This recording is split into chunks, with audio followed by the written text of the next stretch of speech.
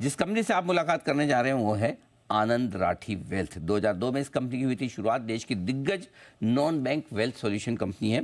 HNI और ultra HNI को services देने का करती है कारोबार। प्राइवेट वेल्थ के अलावा कंपनी के पास 2 न्यू एज टेक्नोलॉजी वाले बिजनेस वर्टिकल्स भी हैं, और जो डिजिटल वेल्थ और ओमनी फिनेंशियल एडवाइजर्स। कंपनी के पास करीबन 350 रिलेशनशिप मैनेजर्स की है टीम। मुलाकात करेंगे कंपनी के फाउंडर और चेयरमैन आनंद राठी साहब हमारे साथ कार्यक्रम में शामिल हो रहे हैं। आप सब लोग जानते पहचानते ही हैं, लगातार मुलाकात होती है, फिर भी जरा सा परिचय दे दूं। गोल्ड मेडलिस्ट चार्टर्ड अकाउंटेंट है सर। 1999 में 1999 में आप बीएससी के प्रेसिडेंट भी बने।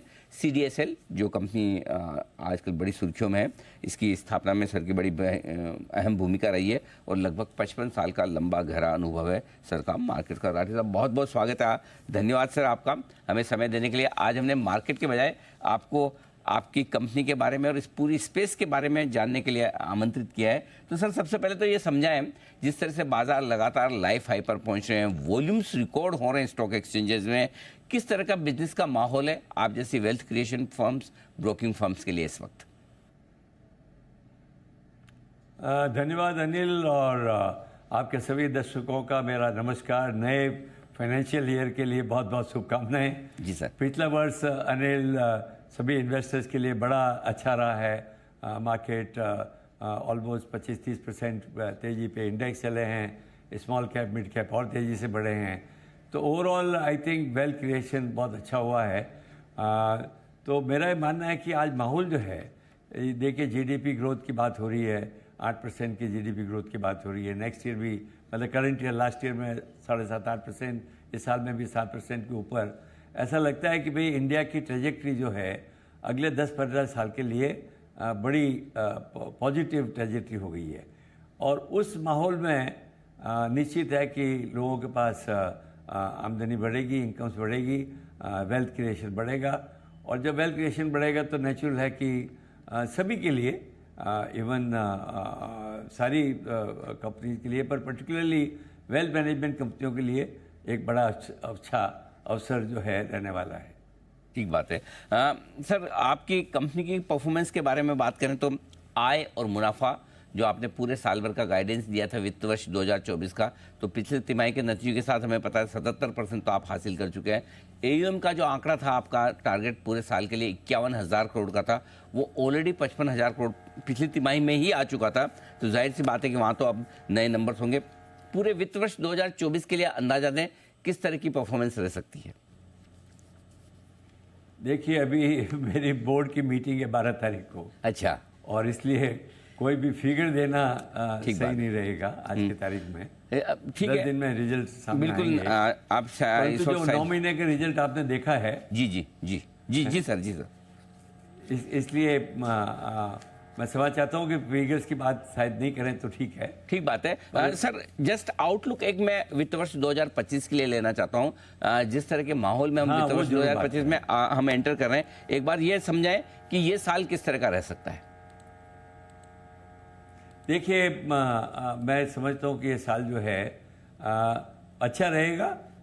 ये पिछले वर्ष में जो तेजी आई उसके, क्योंकि पिछले कोई सालों में कम तेजी आई थी उसके कारण आई, परंतु साल अच्छा रहेगा। देखिए मार्केट का डिपेंडेंस किस चीज़ पे है, जीडीपी ग्रोथ क्या होगी, कॉर्पोरेट अर्निंग्स कितनी बढ़ेगी, ये मोटी मोटी जो इंटरेस्ट रेट क्या रहेगी, फिस्कल डेफिसिट वगैरह, अभी सभी पहलू अगर देखें ना अनिल, तो मेरे मानना है कि ये वर्ष 24-25 जो है ये सभी तरीके से पॉजिटिव नज़र आता है। देखिए जीडीपी ग्रोथ तो 7% या उससे ज़्यादा होने की पूरी संभावना है। फिस्कल डेफिसिट धीरे धीरे कम होता जा रहा है। इन्फ्लेशन अपने देखें, फिस्कल डेफिसिट इस बार गवर्नमेंट ने 5.1% का है और अगले साल जाके और भी कम 4-4.5 के आसपास आ जाएगा। अगर आप इन्फ्लेशन की तरफ ध्यान दें तो लास्ट ईयर उसके पिछले वर्ष से 1-8% इन्फ्लेशन कम रहा है। इस साल 5% के आसपास आने की उम्मीद है और अगले साल 4% के आसपास जाने की उम्मीद है। तो उसके कारण इंटरेस्ट की रेट जो हैं, ब्याज की दरें घटेंगी। ऐसे मानना है कि, मेरा मानना है कि ब्याज की दरें समवेयर सितंबर से दिसंबर के बीच में इंडिया में भी ब्याज की दरें घटनी चालू होनी चाहिए। उसका भी एक स्वाभाविक है, जब भी ब्याज की दरें घटती हैं तो कंजम्पशन, इन्वेस्टमेंट सब में पॉजिटिव इफेक्ट आता है। इसलिए मेरा मानना है कि this is going to be a very positive year, a good year for the market and for the investors. बात है, अच्छा साल रहने की उम्मीद है। लेकिन पिछले फाइनेंशियल ईयर के अंत में मार्च की शुरुआत में पिछले महीने ही लगभग इसी समय एक थोड़ा सा झटका लगा, mid cap small cap share थोड़े से करेक्ट भी है, लोगों को लगा भी बबल बन रहा है, फ्रोथ हो रहा है। क्या HNI अल्ट्रा HNI क्लाइंट्स आपके जो हैं वेल्थ मैनेजमेंट में, क्या उन लोगों ने थोड़ा रिडीम किया है, पैसा निकाला है? क्योंकि लोग ये मान रहे हैं कि बड़े इन्वेस्टर्स ने थोड़ा मिड कैप स्मॉल कैप से पैसा खींचा है। क्या ट्रेंड देख रहे हैं आप? देखिए क्या है कि मिड कैप और स्मॉल कैप में पिछले वर्ष बहुत जोरों से तेजी आई। दोनों में करीब मेरे ख्याल से 55-60% के ऊपर इंडेक्स में बढ़ोतरी हुई। तो सभी और कई शेयर तो जो 2 गुना हो गए, 3 गुना हो गए, ऐसा हुआ है पिछले वर्ष। तो एक स्वाभाविक रहता है कि जब मार्केट बहुत गेन करता है तो थोड़ा सा सेल आता है, क्योंकि एक रीबैलेंसिंग का भी एक कॉन्सेप्ट होता है वेल्थ मैनेजमेंट में कि भाई आपका जो एलोकेशन है of assets between first asset class, between equity and other asset classes, with in the equity also you have allocation between large cap, mid cap and small cap. तो जब भी किसी पर्टिकुलर सेगमेंट में ज़्यादा बढ़ोतरी हो जाती है तो थोड़ा सा एडजस्टमेंट जो है वो होना स्वाभाविक है। पर ऐसा नहीं है कि एक बहुत तेज़ी से लोग सब निकल जाएं, ऐसा नहीं। मेरा मानना है कि थोड़ा बहुत एडजस्टमेंट एसेट एलोकेशन के हिसाब से हमारी भी प्रैक्टिस रहती है। Wealth allocation according to the weightage in the asset allocation we do, उसके हिसाब से छोटा मोटा एडजस्टमेंट करते रहते हैं। बाकी ऐसा नहीं लगता मुझे कि मार्केट में अब स्मॉल कैप और मिड कैप में तेजी नहीं रहेगी। ठीक बात है। हमेशा मेरे मानना अनिल, अगर पूरा हिस्ट्री देखें, मिड कैप स्मॉल कैप हमेशा लार्ज कैप से ज़्यादा रिटर्न देते हैं। Correct. If you look at the indexes. ठीक बात है सर। अच्छा सर, एक चीज़ और पूछना था आपके बिजनेस के बारे में, चूंकि आज बुलाए तो 2 चीज़ें आपने बताई, नए बिजनेस वर्टिकल है डिजिटल वेल्थ और ओमनी फाइनेंशियल एडवाइजर्स। इन दोनों बिजनेसेस से किस तरह के रेवेन्यू की, प्रॉफिटेबिलिटी की उम्मीद आप कर रहे हैं? देखिए मैंने हर 9 महीने में देते हैं। आई थिंक दोनों एक अपकमिंग बिजनेसेस हैं। हमारा आइडिया है कि ये सॉर्ट ऑफ सीडिंग कर रहे हैं इन बिजनेसेस में, ताकि आगे जाके ये बिजनेस बड़े हो सकें। डिजिटल वेल्थ मैनेजमेंट का मतलब ये है कि भाई हम जो वेल्थ मैनेजमेंट में टारगेट कर रहे हैं HNIs, दैट मीन्स 5-7 करोड़ के ऊपर जिनकी एसेट्स है वैल्यू ऊपर कर रहे हैं।